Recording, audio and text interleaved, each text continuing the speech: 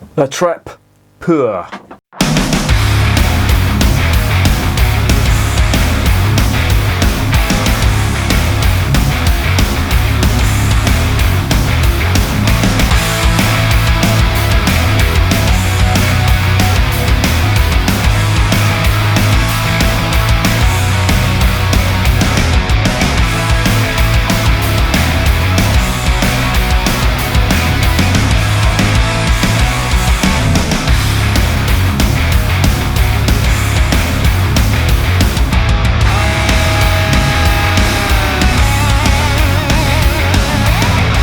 And remember, life is too short to be drinking shitty beer.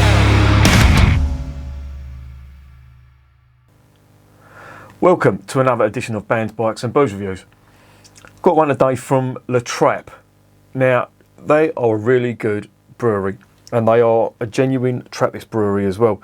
And they come from the Netherlands, and I think they're the only Trappist brewers to come out of the Netherlands, and they've got a really good reputation. I have tried quite a lot of their stuff, and I think it's all been good. I don't think I've had a bad one from them. They don't do much, but what they do, as just like most Trappist brewers, they just get it right. And this one is called Puur. Now, Puur, I think that's how it's pronounced in Flemish. It means pure, and the reason they've called it that is because they have used organic malt, organic sugar, and organic hops in this, and spring water. So that's the reason why they've given it that name. And they've also got a depiction of some hops on the label on there. But this is one that I've not tried before from them, and I have to say I'm intrigued to see what this is going to taste like. Now, I've done the history of the Trappe Monastery Brewery in almost all of their videos, so I don't really want to sort of repeat myself. So if you are interested in the history, have a look at some of the other videos on the channel when you get a potted history of that monastery and the brewery. What I will say about the place though, I've seen photos of it and it looks absolutely amazing. And they do cheese there, they do chocolate there, and they do beer, and they do bread as well. And that's all to sustain the abbey, which I think is brilliant. So, with that in mind, let's get this investigated.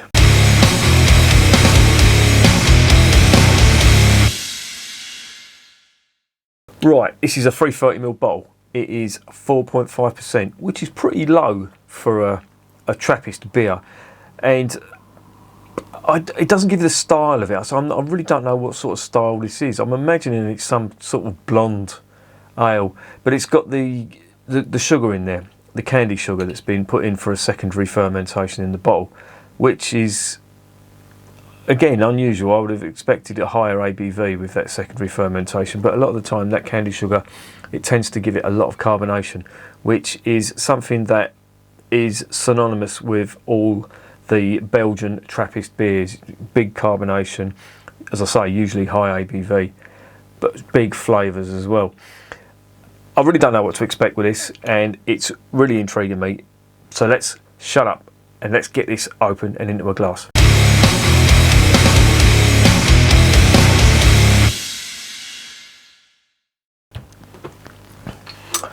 Right, I've been really unlucky with Belgian beers lately, fizzing up and going all over the place.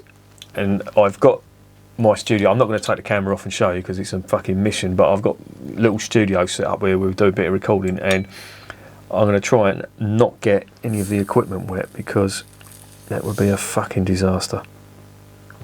Oh, and there you go. There you go. There's the cap. It just says Puur Trappist on it. Puur La Trappe. Nice. Into the collection. Right, this is supposed to be drunk out of a very thin tulip glass, and I did have one somewhere. Oh yeah, it's that Iyengar glass up there. Can I be bothered to get it and show you? I'm not going to use it, so really there's no point, but it's supposed to be drunk out of a very thin flute looking glass. I'm not going to put it in there because the head just remains for ages, and I just want to get it all into the glass in one go. There's that carbonation I was talking about. That's why it doesn't go into a tulip glass because I'll never get that head down on there. Now I was debating this yesterday, but if you look at that, I think this glass might be nucleated because the carbonate, not that it needs to be, but the carbonation on that is just insane. It's looking like a blonde of some description, so I'm going to go with it and say it's blonde. What are we getting on the nose? Wow, very earthy, herbal type hops.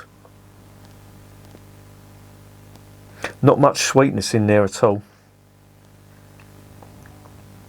There's a little bit of, it smells like, yeah, banana and spice, like clove maybe. Interesting. It does smell typically Belgian, even though I know it comes from the Netherlands. That carbonation, it's just still going for it. Head is dissipating, but let's get it down the hatch and see what's going on.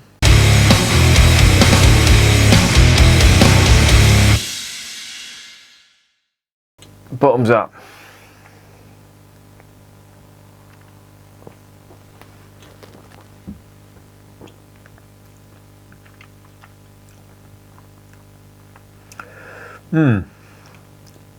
And that isn't bad.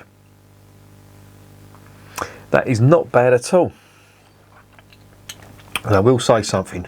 It is a blonde ale, and compared to the Leffe stuff, it just doesn't compare. This is just so much better. The Leffe, it just contains nasties, in my opinion. Now, don't get me wrong, I can drink it, but the sugar that they put in it, it just doesn't taste right. But this contains all organic ingredients, and it sort of does tell because it's smoother, the flavours are bigger, but they just haven't got that artificialness that you get from macro brewed beer. This really does taste nice.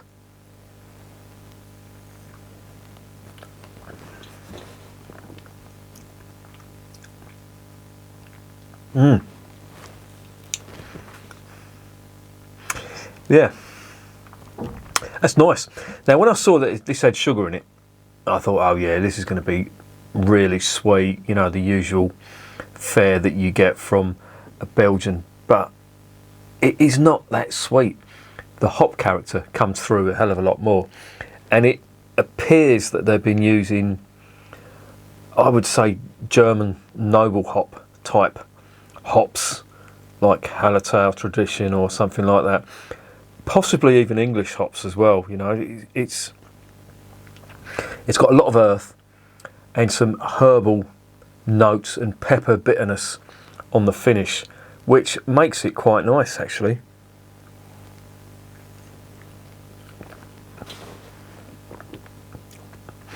But there is the nice yeasty esters that you get, like the banana and clove. That's there as well. There's a little touch of spice on there too. A little bit of white pepper, I think that's what it is. Very subtle. And some herbal notes like, I think, coriander or something like that. But it is a very nice Belgian style blonde beer. Now, what I really like about this, it's only 4.5%. Now, usually the minimum you'd be looking at is 5%, and the average is a lot higher. I've seen blondes, or singles as they're known in Belgium, to be up in the 7s and all that, and I think they're more triples than anything else. But this is good, and I think, if memory serves me correctly, this must be the lowest ABV blonde that I've tried.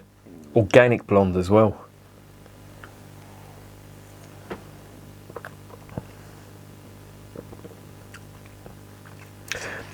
Yeah, it's good. Very nice, easy drinking. Flavours aren't massive, but they're there, and you can get them all, and they just do the right amount because they're so balanced. The sugar not really getting that. There's a little sweetness, don't get me wrong. It's not that cloying sweetness that you get from a lot of Belgian blondes and doubles as well, that really do, you know, after a while, after 2 or 3, you start thinking, oh, this is getting a bit much. But I could see me drinking a lot of this because it's just got everything in balance. The sweetness isn't big. The hop character on this is reasonably big for a blonde. In fact, I think it's probably, again, unique in being probably the most hop forward blonde that I've tried too, with the lowest ABV.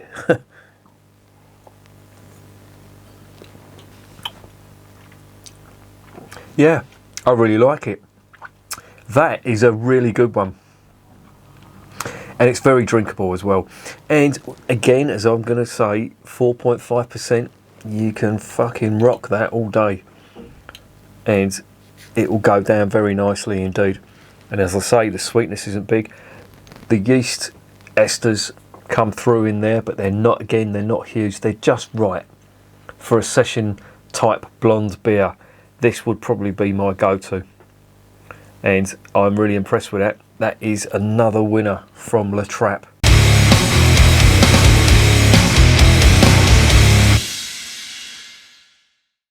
What's the verdict on La Trappe Trappist Puur?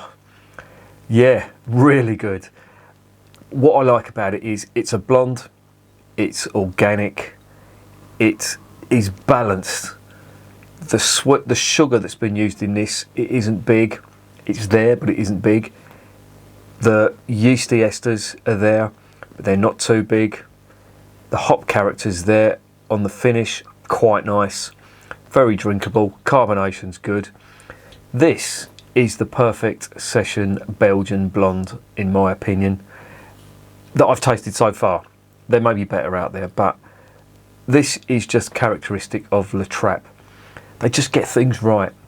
And it's rare, in my opinion, that you get a bad Trappist beer. Now don't get me wrong, they don't do many beers. They're not like your craft brewers who just pump out different beers every month. Trappists will only brew a range of 5 or 6 beers. Occasionally you'll get less, occasionally you'll get more. And what they put out generally is top drawer. And this is top drawer in my opinion. It's the perfect session blonde. It would be one that I would actively seek out if I was going to drink Belgian beer all day. I mean, I know it. I keep mentioning Belgium, but this is from the Netherlands. I know. But that's the style it's imitating. Certainly, if I was visiting the Netherlands and visiting the area, you know, I wanted to sink a few. I probably wouldn't. I'd probably try them all.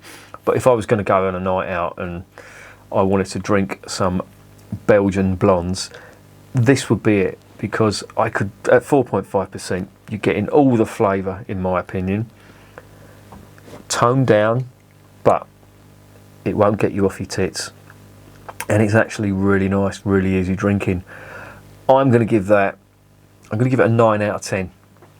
I like it that much, and I'll definitely recommend this. If you're not a fan of the big sweetness that you normally get on the, you know, that I shouldn't really mention Leffe, because, you know, that's not even a fucking Trappist beer, but I know it's a blonde, and there are some good blondes, don't get me wrong. Castile do a really nice blonde, and the, you know, the other Trappist brewers, Westmail, they do a nice blonde as well.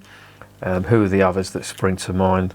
Steenbrugger do a very nice blonde from memory. There's quite a few other blondes out there that are good, but if you want a beer that you can drink quite a lot of, it's not going to get too sickly, there isn't too much sugar in it, and it's still got all their flavours, then this is the one to go for. I'm really impressed with that. That is a 9 out of 10. Definitely recommend it. I got it off Noble Green. They had this. I'd never seen it before. I'm glad I tried it. It's really good. But as I always say, La Trappe just get things right. Probably one of the best brewers in the Netherlands, in my opinion. Really good stuff. I'm impressed.